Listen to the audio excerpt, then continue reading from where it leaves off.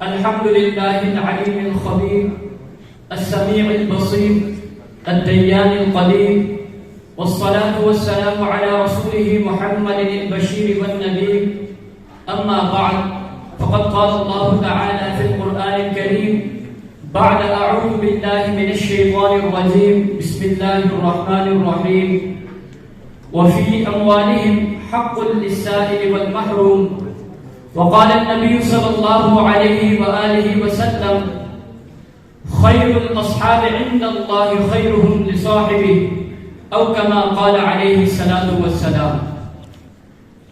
Mr. President, respected teachers and dear fellows, Assalamu alaikum wa rahmatullahi wa barakatuh.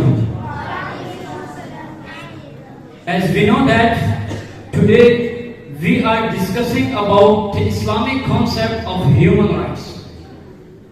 So, for this, I want to take you back 14 centuries ago.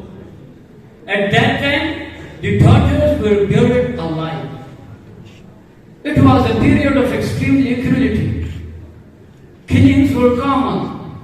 At that time, Allah Almighty blessed the last holy prophet Muhammad Rasulullah sallallahu alayhi wa alihi wa sallam with mercy, to whom Quran says, وَمَا أَرْسَلْنَاكَ إِلَّا رَحْمَةً لِلْعَالَمِينَ. And he teaches, إِرْحَمُوا مَنْ فِي الْأَرْضِ يَرْحَمْكُمْ مَنْ فِي السَّمَاءِ.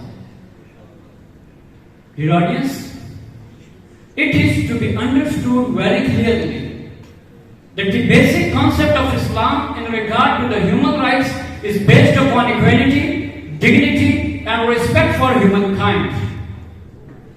Every man on this earth, whether he belongs to this country or that, he is a believer or non-believer. He lives in forest or in desert, he is a white or a black, he is an Arab or non-Arab, whatever be the case, he has basic human rights because he is a human being.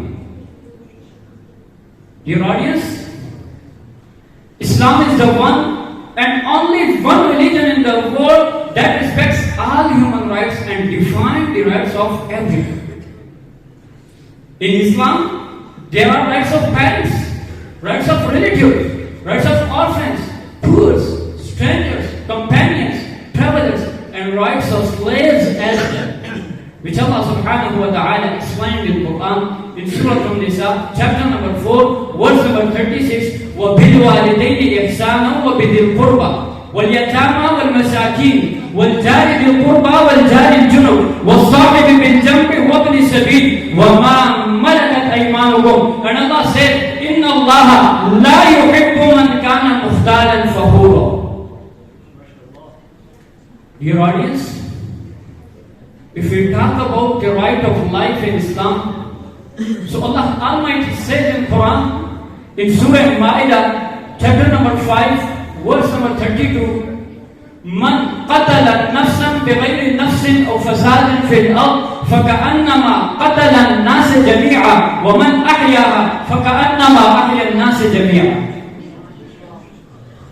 Islam also clarified the right to a basic standard of life, I mean economic rights. Allah says in the Quran, in Surah Al-Zariyat, chapter number 51, verse number 19, وَفِي أَمْوَالِهِمْ حَقٌّ لِلسَّائِلِ وَالْمَحْرُومِ. Dear audience, Islam has not only determined these rights, but Islam has also ordered to pay these rights completely. فَأَعْطِ كُلَّ ذِي حَقٍّ حَقَّهُ have been confirmed by Muhammad sallallahu alayhi wa sallam in Sahih Bukhari, book of Psalm, chapter number 30, hadith number 1977. Mr. President, we know the status of human rights in Islam when we compare these rights with the rights of Allah. Allah's rights can be forgiven by repentance, but the human rights can only be forgiven by that person. In Tafsir Ibn Kathir rahimahullah says, حقوق الآدميين وهي لا تسقط بالتوبة. So Mr. President, it is our responsibility to pay these rights to all other humans.